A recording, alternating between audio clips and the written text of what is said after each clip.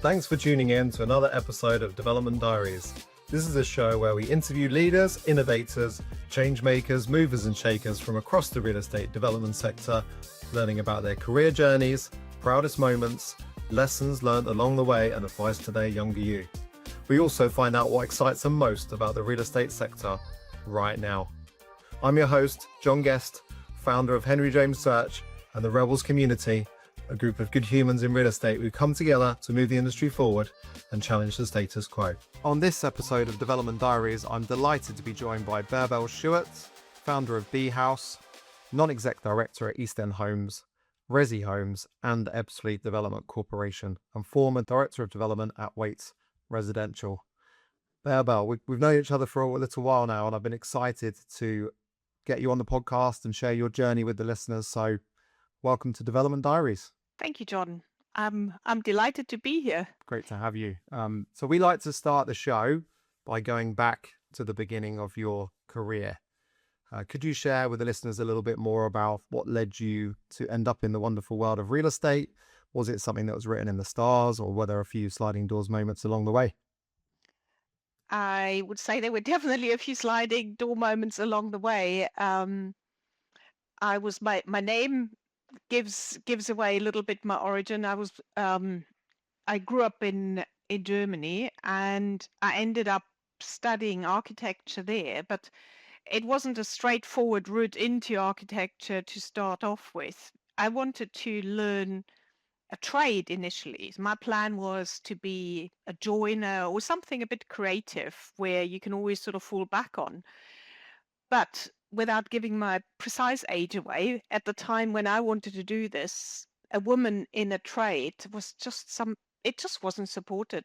There weren't even the basic facilities in most sort of small businesses that would support apprenticeships. So that plan didn't work out so well at the time. And I ended up initially doing an apprenticeship as a draftsperson.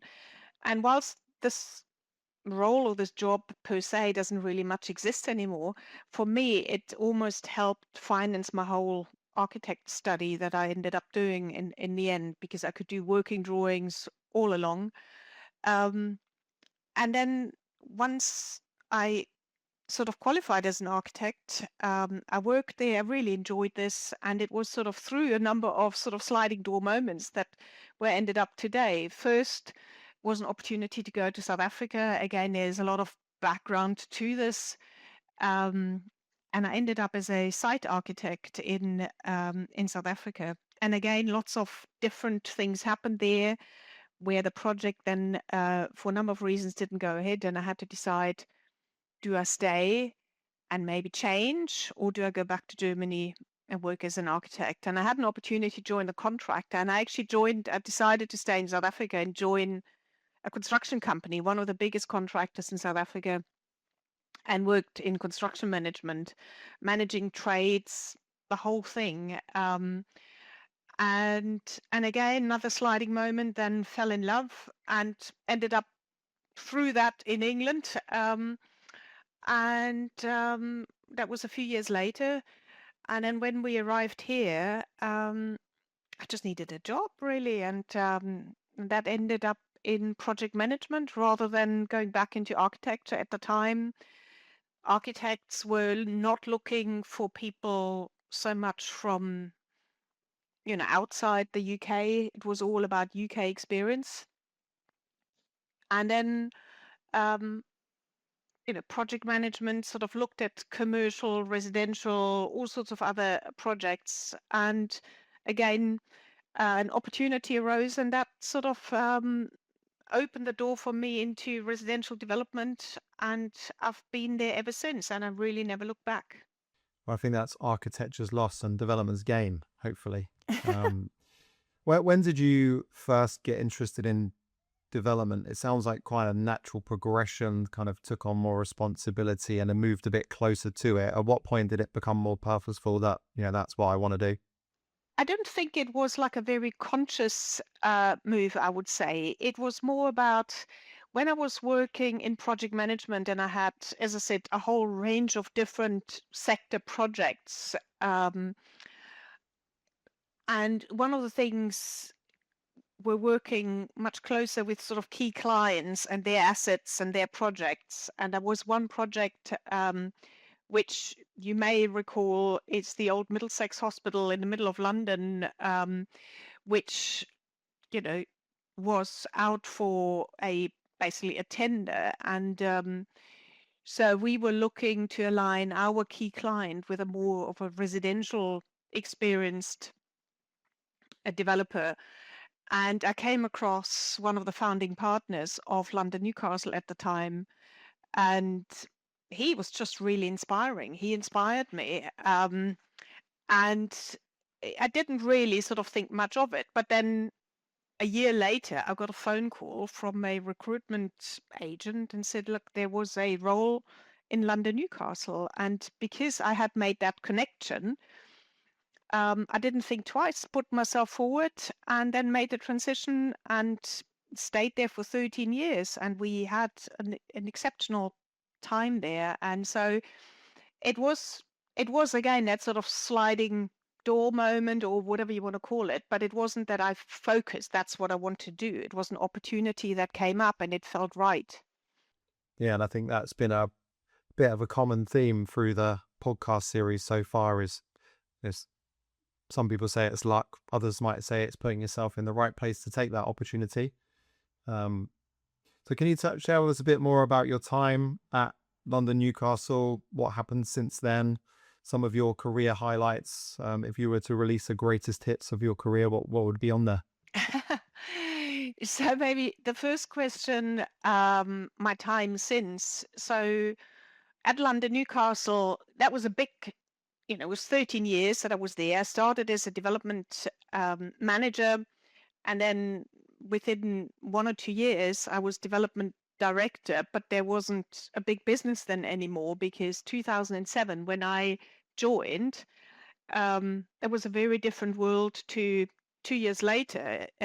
So I joined literally just before the global financial crisis, and the whole business had to be, um, well, reinvented, re-engineered, and I was very much part of the core team doing that. And so from a developer owning the assets, we changed into more of a development management business. And whilst this was a very different proposition, it also allowed us to punch way above our weight with clients of, from all sorts of spectrum, whether it's private equity, local authorities, housing associations, pension funds, and significantly large projects also. Whilst when we were a small developer and had our own assets, you can imagine the capital and just the financial means that we had, even though we had significant financial means, but that there was maybe, I don't know, 50 units or something, maybe 100 units, and all of a sudden, the projects became significantly larger. So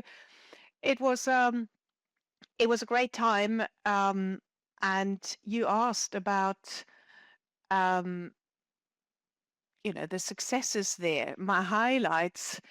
It's That's really hard to say. I would say in my career, the highlights, there's always a little bit of when you do something the first time and you succeed, and something that is a bit out of your comfort zone. So whether this was back in South Africa when I did some design and build, I was drawing my own buildings for, yes, it was a private family home, and then actually managing it and actually building it, managing all of that. Or in London, the first huge planning consent, the first appeal win, um, when you see your first building of a sort of a significant size finished and people moving in. But for me, the biggest success is my influence on people, not so much the projects themselves. And that's something that I'm really proud of. So when people come back years later and said, without my influence, without me, they would have never gotten to where they were, or would have never had the courage to sort of step up. And I certainly had a lot of moments like that. And for me, that's probably the proudest I am when I look back on my career, rather than the projects or the big planning consents or whatever it is. It's more the people and what influence I've apparently had. The feedback I've had has been very humbling. And I think ironically, that's what led us together in the first place. Was a few people had said to me, "You need to know this lady. She's brilliant. Um, if you don't know her already, get to know." So that, I guess, is your legacy as much as anything, as you say, not just the places you create, although those are intrinsically linked to people's lives in a different kind of way. But yeah, being a leader. Um, yeah, could you touch a little bit more about that transition into leadership? What point did that happen at? When did you start to not just lead projects, but also lead teams? And how did your career then progress? Well, I think to a certain extent that starts quite early. So if I think back in South Africa in construction management, for example, I was put from one day to the next onto a large construction site that was running behind, and they needed all hands on deck because liquidated and ascertained damages were otherwise levied against the contractor.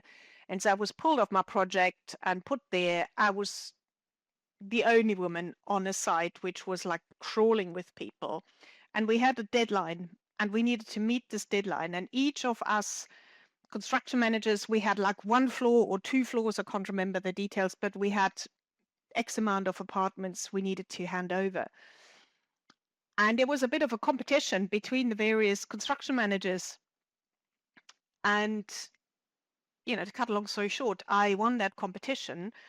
And in terms of leadership, and that goes back to what I said earlier, it's how you treat people rather than so I didn't just scream at people when they didn't do the things that I asked. I really treated the whole team with respect. And so I ended up getting people preferring to work on my floors rather than the other floors where they were maybe more treated differently. And I guess that sort of not set me up, but that's always been my sort of style. When you talk about leadership, obviously my development director and sitting on a board that started at London Newcastle and then also then carried on into Waits Residential. But it's still the same trades that you learn along the way, how you lead from the front, how you lead by example. Or that's the way I look at leadership. Very much believe in that. Um, yeah, leading by example. Have you ever thought about, if you didn't end up in development, what you might have done instead? You might have already answered this question, but I'm curious. Oh, there's so many things. So if I could turn back the clock, what would I have done? And there's so many things, and even now, where over the last year and a half is, I had to sort of almost like reinvent a little bit or rethink what do I want to do, and those things they came up again, and whether it is studying plants and herbs and their uses in culinary sort of cooking, going a little bit back to basics, what you find locally, or how to use it in medicine or beauty products, or whether it is designing sets in movies or theater. I mean, you name it, I'm interested in so many things. It's really hard to say. And once you're on a journey, on a trajectory, it's impossible to say how life would have turned out, when you go down a certain route. Yeah, I'm still waiting for my England call up, but it just hasn't quite come yet. No, that sort of thing was never my dream. At least I Sounds like I it's I always can something creative, though. exactly. I think creative was always the bit that interested me. Yeah, it sounds like you're intellectually curious, and how you use things to create better things, ingredients, which I guess, kind of feeds into placemaking, doesn't it? How are the sum of these parts going to create a better place overall is kind of a bit like a recipe. Yeah, I think that's actually, I've never heard anyone describing it that way, but I think that's exactly what it is. And you can, even if you just make a really nice bowl of pasta with tomato sauce. It can taste very bland, same as with residential development, or it can taste really quite interesting and very comforting. And um, I think placemaking is, like you said, I really like the synergy. How you just described that. I think it has got a lot of parallels, and it's considering what goes well together and how much of each piece you put together for it to taste nice, to feel good at the end. Yeah, if it was easy, everyone could do it as well. So that's why people spend hours scanning through reviews to make sure that they're going to the best restaurants, etc. So knowing what you know now and having been on this journey from, as you say, Germany to South Africa to working on site to taking on more responsibility, it sounds like being thrown in the deep end, very much so, to then to London Newcastle, working on some amazing projects of all different types and asset classes and mixes, taking all of those learnings and having had a bit of time to reflect, launching your own business, what would your advice be to your younger you if you were to sit down with them? What would I advise myself? I think maybe not hesitate so much, take the leaps earlier. Um, I think you know instinctively when things are not right. You can feel it. Often you might not be happy, and then it impacts your life in many other ways. And you decide to hang in because of perceived certainty or security, but actually it's not making your life any happier. And I think, there was a time when we were hoping we could have a family, for example. As it turns out, we weren't able to have a family. But the reason why I'm saying this, I hung in there because I thought I needed a safe place. I knew it was wrong and I didn't move. Um, and so actually, what I thought I needed to do at the time was completely wrong. I should have just moved on, and maybe that would have had a better impact on the other side of. So I hesitated sometimes, maybe a bit too long, and equally, sort of now, the sort of starting my own business. Could I have done this earlier? Possibly. I maybe hesitated. So hesitate less and sort of believe a bit more in myself at times when it's needed. So yeah, I think that would be the advice to myself. Just don't hesitate. If you feel it's wrong, make a change. I think that's very poignant advice for those that are thinking in a market like this about which direction to take their career in, sometimes not happy but don't want to necessarily do anything about it. Um, yeah, I think the message in there, probably listen to your gut, which I think most people tend to be able to do further into their career. Even though it probably speaks to you in the same way earlier in your career, you maybe don't trust it as much or just worried about getting it wrong. Yeah, I think it's particularly even earlier in the career where, at least with hindsight, because you're not so set on a certain path. When you just look at when I described my journey, it went from all sorts of directions, countries, you know, jobs that I had on all sides of the fence.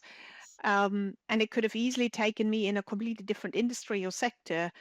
Um, but I think it's just in your earlier career, I think if you just are a little bit open to sort of sideways and not being afraid of a change, um, it might actually take you um, down some really exciting routes. And I think if you're younger, you have the luxury of just trying out a few things, and maybe that's an advice that you know try out something if you fancy it. What could possibly go wrong? Yeah, most things are recoverable, aren't they? I sometimes have this chat with people around their careers and what's important to them. And sometimes there's a debate around big company versus small company. And people have a perception that in a larger company, you're safer. Actually, sometimes, in a smaller company, your value can be seen more, and therefore you're more likely to be safe because they actually know what you've done, and will fight to keep you. But you don't always know that until a little bit later on. Um, and as you say, sometimes give it a try. And if you don't like it, nothing's permanent. So Yeah, you're not, I had a short stint, for less than a year working in a large consultancy, KPMG. They were trying to set up a development consultancy, um, and I moved all the way from South Germany to Berlin to do this. And within a few months, I knew this was the completely wrong path for me. But I gave it a go, and then I changed again. And I think it's that sort of advice I would sort of give. Don't hesitate.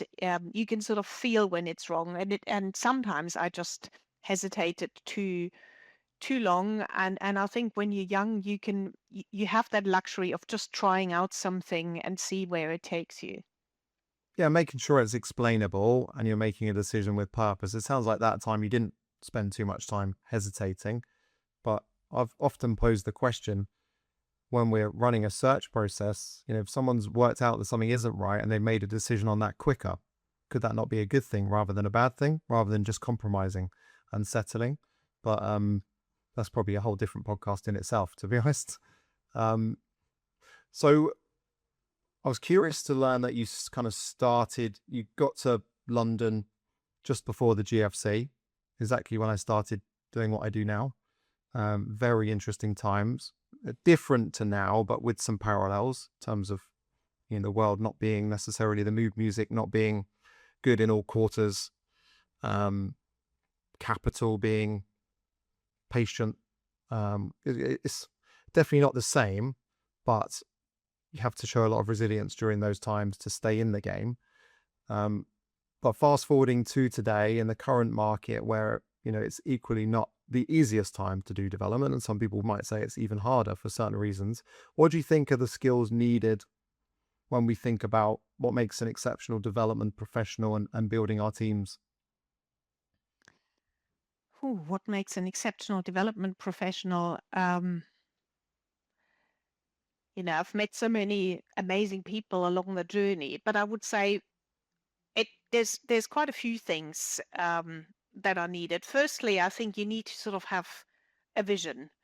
It doesn't matter whether it's a residential or commercial or whatever development. It's like you got to look at what's the place, etc., and sort of imagine and have a vision. What's it going to be, and then also ask why. Imagine the outcome and sort of then almost work back from it.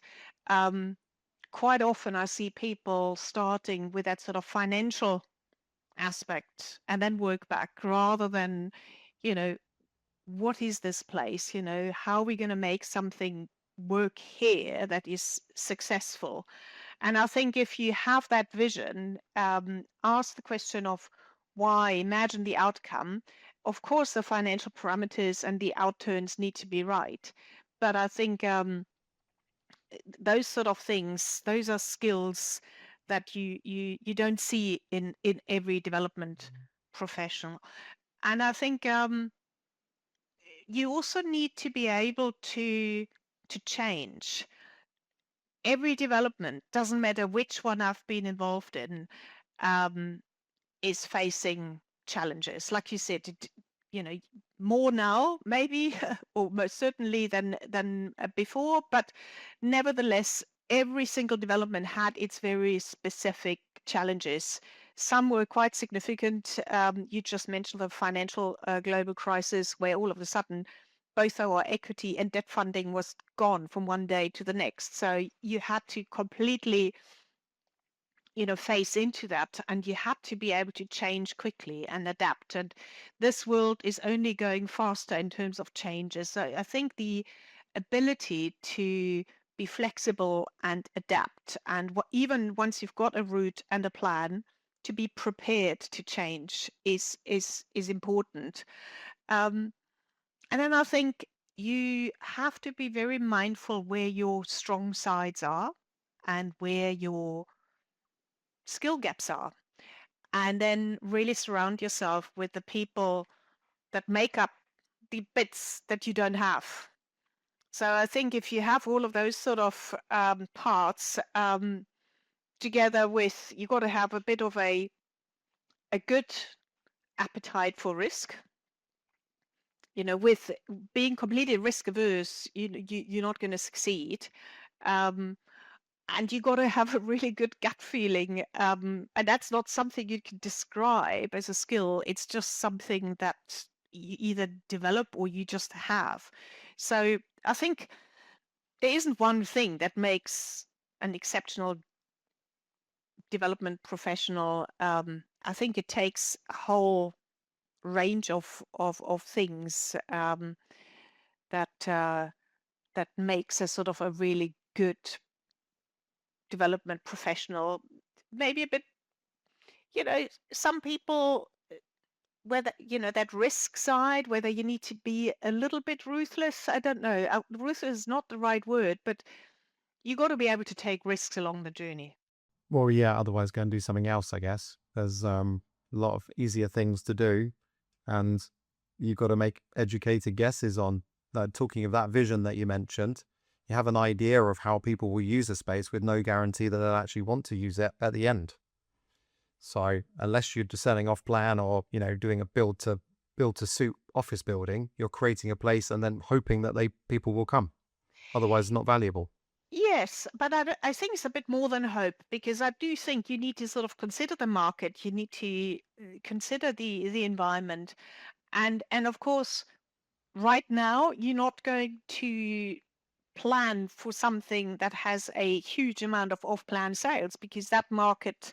So if this is what you're hoping for, I think you sort of yourself up for failure in this current market. um, I think it's like, okay, what is the market like? What might the market be like when in like 1 or 2 or 3 years? And of course, you do make a judgment call of what that might be, but you got to plan for this rather than for something that So I think being completely unrealistic and plan for something that was the right thing a few years ago is it's going to be setting yourself up for failure. So I think it's you got to tailor it to that sort of micro and macro, local and wider climate that you find at the point in time. Yeah, and you're creating places that almost predict human behavior in the future in a world that, as you quite rightly pointed out, is changing quicker than ever. I think you mentioned a point earlier around when you're working on site, construction management, people wanted to work on your floor rather than other floors. Um, that kind of not necessarily needing to know everything, but needing to know where your gaps are and who to ask. I think there's that, but it's also making sure that they want to tell you and help you and buy into that and, kind of motivate them, make sure that they have a purpose and see that vision as well. Sounds like you've always done that well. Yeah, I think there's an element of honesty, transparency, and also, you built up someone called it like your personal brand. And I think if people trust you also, over time, that sort of that brand that you've developed, that sort of carries an awful lot of weight in the market also, with, whether it's with investors, with collaborators, with your team, with, if you have a boss, going upwards. And I think that everyone needs to sort of think what that is for themselves, to sort of how to then, um, because you can't be like someone else. You got to find who are you, and then how is this going to translate into your own and personal successes, and particularly if it is in the development world, how does it work in that world? So I think some really good lessons in there. So thank you for sharing. And I'm sure people will be using that to kind of reflect, sense check their own thinking. Um, so appreciate you taking some time to think on that. Fast forwarding to today, launched be.haus fairly recently. Might not Yeah. feel like recently, I'm not sure, but fairly recently. Could you share with us a bit more about current business, focus, that journey, how it's been? I mean, it's been tough. I ended up being made redundant on the back of a restructure after 4 and a bit years at Waits Residential early last year. Um, and I certainly didn't see this coming. And so I needed to sort of just at first put the head in the sand and then sort of take it out and think about what next. And um, so I decided to form my own business, but that's complemented, you mentioned that in the intro, with a bit of a non-exec portfolio that I've sort of built up. And um, I've done this all concurrently. And so what I've realized is actually there needs to be, I need to sort of balance that properly. And so my focus has been very much on building the non-exec portfolio and establishing that in the right way. There are certainly different skill sets and ways that I'm sort of learning still, and maybe we'll come to talk about that in a second. And concurrently, I sort of launched my own business earlier in the year, and it's probably fair to say that I haven't really pushed this business very much. I wanted to sort of see how my non-exec portfolio is sort of settling in, the time commitment for all of this before I make major commitments. I don't want to overcommit myself and then, you know, not do any of these things good enough. Um, but also, one of the things over the last year and a bit is like I've appreciate and value my private time. I've got a lot more time now for myself, and I really value this. And so, whilst I'm happy to sort of eat into it, but I don't want to be too busy again. And so it's that balance. So be.haus, I founded that earlier in the year, and the way my offer is I see it as I call it a development clinic. If you think about if you're unwell and you go and see a doctor, you often might want to get a second opinion on something, and I'm there to give that second opinion at sort of a crunch point, sort of have a look at this, what do you think? Um, and so that's the offer in essence. That's what I do. Um, and I probably will, beginning of next year, my third non-exec role is due to start in September. And once they all sort of settle down, I think that's the intention when I sort of then push B-House a little bit more and promote this. Um, in the meantime, I've got some really good discussions, and intention is also collaborating with other people in the industry, because there are lots of people like myself who started their own businesses. And I mentioned earlier, you all have strength in some area but not in others. So we're talking about how do we work together, and that's probably going to be happening later in the year, early part next year. Awesome. So helping people that have challenging projects or distress or stuff they're trying to work through or trying to make viable, bringing them into your clinician's office, putting them on the table and kind of trying to work those through with them. Yeah, exactly. But sometimes it's even when you sort of think some organizations, like for example, private equity, or, they don't have a development team.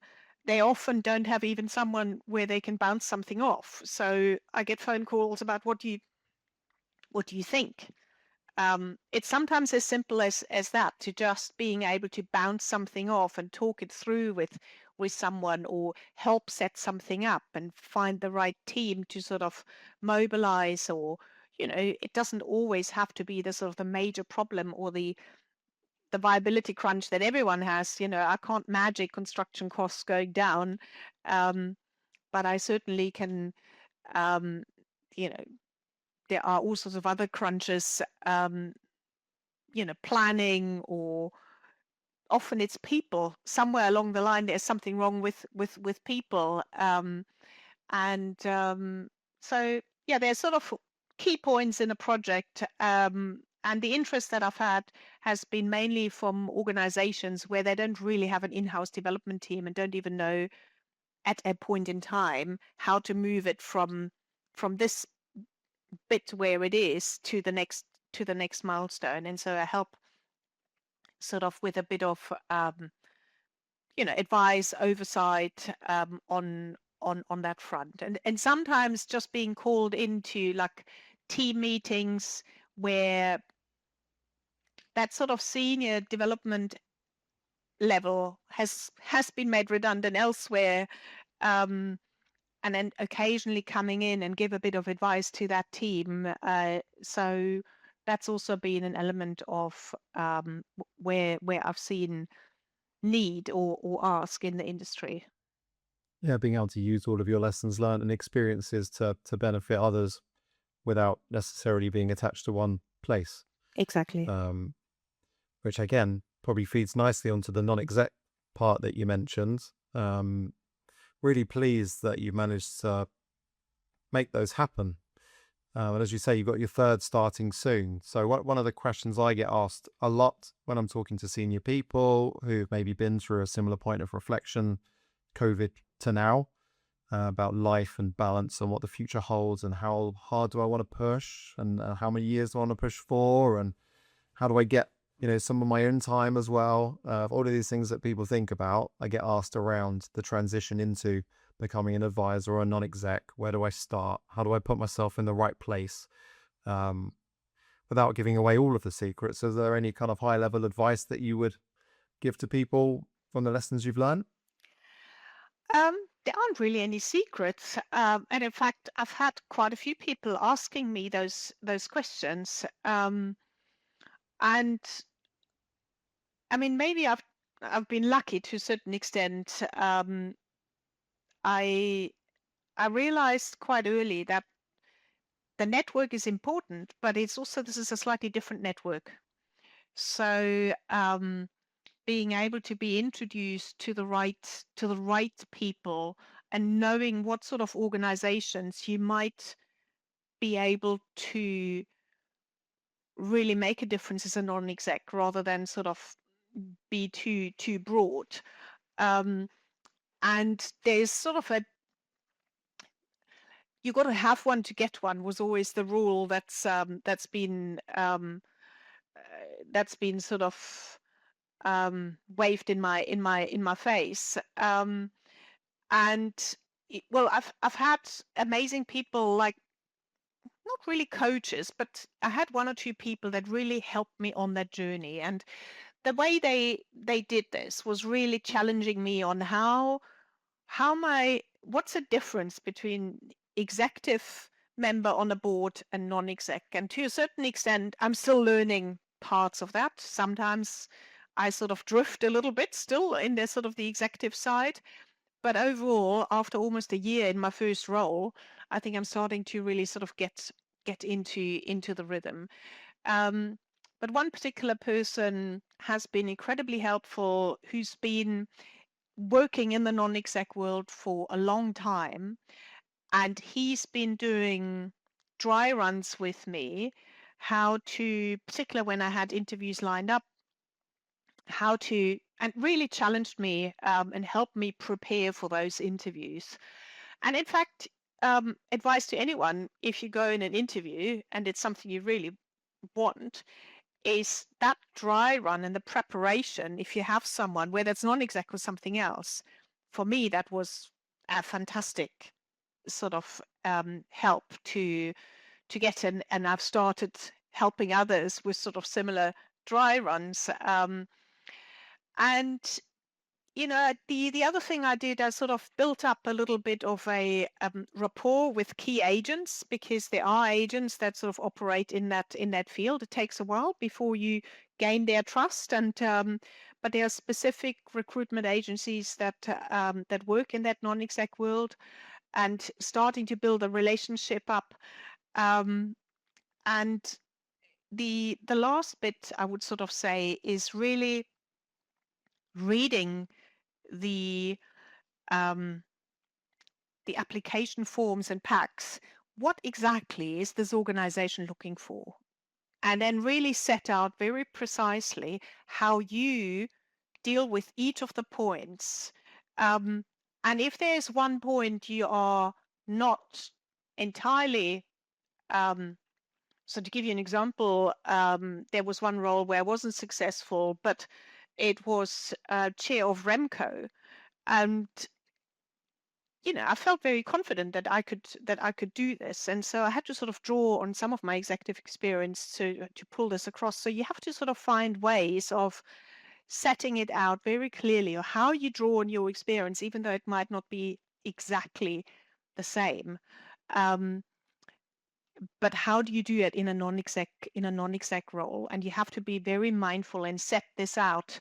And you normally have a page or two to do this. And your CV almost isn't as important as your covering note, where you set out exactly how you draw on your experience to date on each of those points, and make that really set this out quite clearly. And I think if you have someone to help you prep, if you establish a relationship with the agents, work on your network, and then really read very carefully what is it that is needed, and then be clear of what organizations you feel you can add value to. I think if you do that, you should be successful. That's some gold there, I think. And you might get a few messages off the back of this asking for I'm more than some happy to help. help others on that journey. Awesome.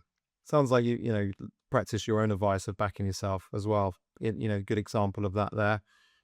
I think we won't go into why lots of hiring processes are broken, because I could do a few hours on that. But if you, like you have, think about why a business is looking to hire someone in the first place. Yes, there's a job description, which is a list of tasks, but actually they're trying to solve a problem or unlock a challenge or growth. Like, if you'll start positioning yourself for that rather than the job itself and how you can enable them to achieve those things. When we do a briefing, we talk a lot about what success is going to look like. Kind of forget the spec, but why did you even come to an idea that you needed someone? Because they might be able to solve that problem in a slightly different shape than you might think. That's ultimately what people want. So it's not like a quick apply, send your CV and forget about it. Your CV says what you do and what you've done. It doesn't necessarily say how you've done it and how Yeah, you do it. exactly. And what you did, not the joint team. And I would say also, one of the other things I think for my own success is always, it's like you have to do a lot of research on the existing board, and you can sort of tell who might be coming off the board.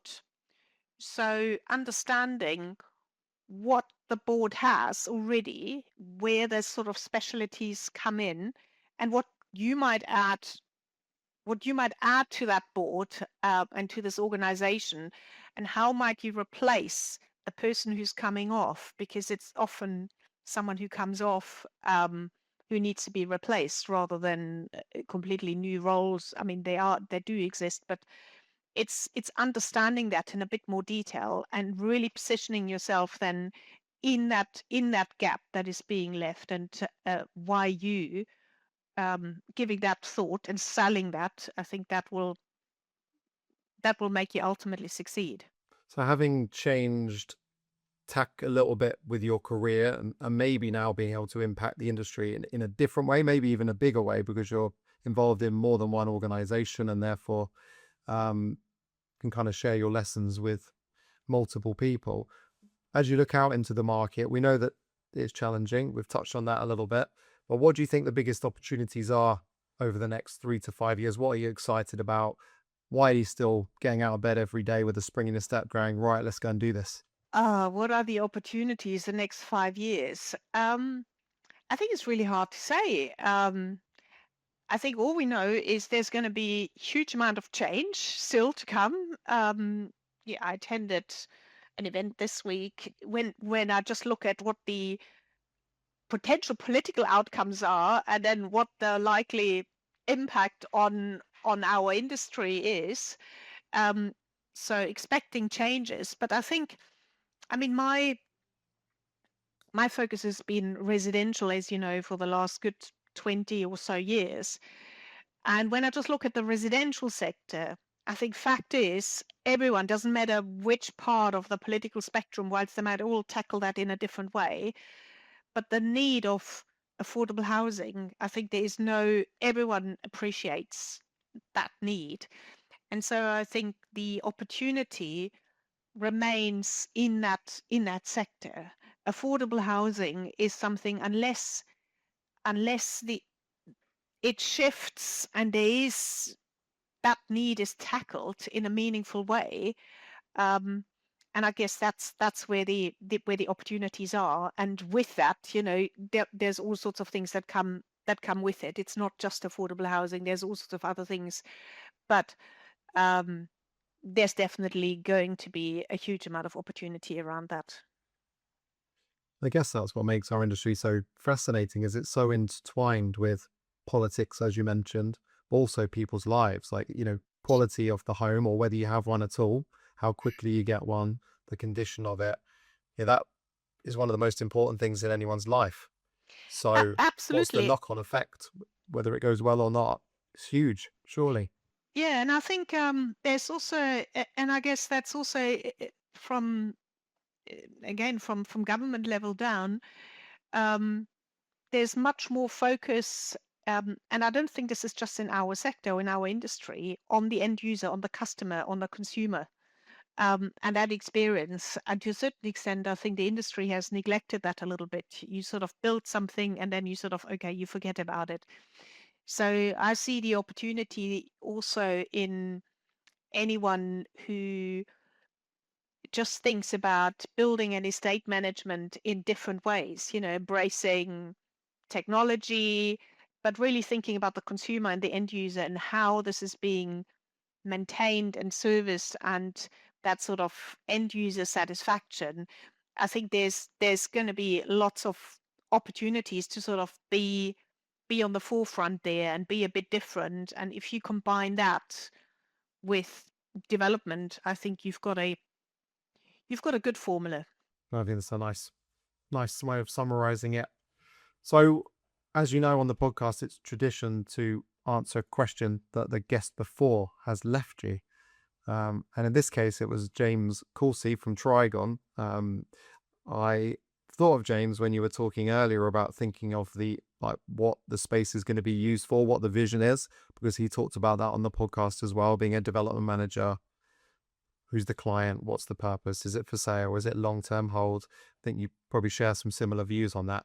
But James left you a question which is really easy to answer, which is when future generations look back at today's construction industry, what materials or building practices do they think, or do you think, they'll be seen as fundamentally outdated?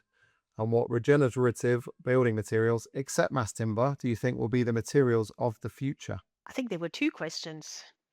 I think you need to pick a Yeah, bone which there with. materials or building practices do we think will be outdated? And what do you think might be the materials of the future? So I think in terms of what materials will be outdated, I think anything to do with types of insulation such as extruded styrofoam, any sort of plastic containing materials, I think those will be outdated, and they won't be in use anymore. I think regenerative building materials, I think they will be plant-based. Um, and you you or he asked specifically about not mass timber, but I think when you look at what's already happening in packaging, in sort of the food industry, so I do think that plant materials such as hemp or others that will accelerate, and I could imagine that these sort of products, in whether it's membranes, weatherproofing, insulation, uh, in internal finishes, etc. I think we'll see more of that. But I also think there might be some smart materials where technology plays a much bigger role, and I can't possibly sort of think of what that might be right now. But if you combine new technology and AI, if you see what's happening in the design element and how AI is already starting to transform and just make design much more efficient, taking out some of the maybe over engineering, challenging forms of how things are being built. I think there will be new ways of designs and materials with clever technology and sort of um, sensors integrated that we can't even imagine at this point in time. Yeah, that whole technology piece is fascinating, isn't it? And real estate is not necessarily the first to adopt new tech, but combine buildings now have BMS systems and IoT and smart buildings, but with AI, machine learning, how does that then progress to being able to either disassemble a building at the end and reuse it, or catalog what you've actually built out of it and manage. You get a new car now and it tells you, how each part is degrading and how long you've got and stuff like that. That could be pretty cool using some of these new materials as well. Yeah, if you think how that might work in a circular economy, I think could be really quite exciting. So I think it's at the moment it's hard to imagine how AI technology and all of that together, um, what evolves. In order to answer James's question here, um, is I think it's a little bit of the unknown, but I think it's embracing this and see where it takes us. But that combined, I think, with much more plant-based materials, that will, well, that's at least my view. We'll see in a few years' time whether I'm right. Yeah, I think we're all kind of waiting. Not that we want to fast track time, but kind of fascinated to see what the future holds without wanting to waste today.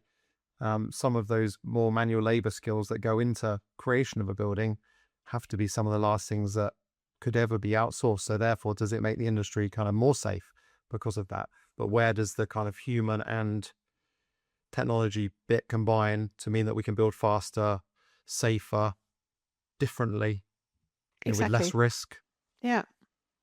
I love these big questions because it kind of resets you kind of, why are we doing this all in the first place? Yeah, true. And in return for answering that 1/2/3 questions, would you like to leave one for the next guest in return? Well, I'm interested and always have in sustainability and nature.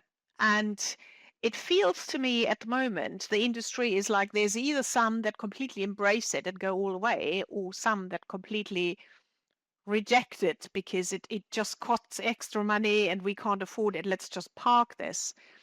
So I think my question would be, what does your next person who you interview on the podcast think about the key focus should be in the industry that would really make a sort of a leap forward towards a much more sustainable way of either building or then living and working in our buildings? I know it's a very wide question, but I'd be interested to sort of see how, what the thoughts of colleagues are in the industry around that topic. So out of all the levers we could pull, which one is going to have the most impact, or which one's going to make the most of a leap rather than, Exactly. small movements? Yeah. Great. I'll be sure to ask that to the next guest. And thank you very much for taking time out of your busy schedule to It's a spend time pleasure. with us Always today. good talking to you. Really enjoyed sharing your journey, lessons learned. Had a brilliant career. I think you've got a legacy that you should be proud of, and excited to see what you go on to do next. Yeah, so am I. It's not just excited. Sometimes it's also a bit daunting, but I think what I've learned is if it's not a little bit daunting, you're not going to succeed. So you got to have that little niggle in the bottom of your stomach at times to in order to succeed. That's a great quote to end on. Thanks, Baerbel. We'll catch up soon. Take care. Thanks, John. Thanks so much for tuning in to this episode. Your support means the world. Please feel free to like, share, or pass the podcast on to a friend or colleague. Do drop me a line with any suggested topics you'd like us to cover on future episodes and recommendations of guests that you would love to see us interview. Till next time, go well.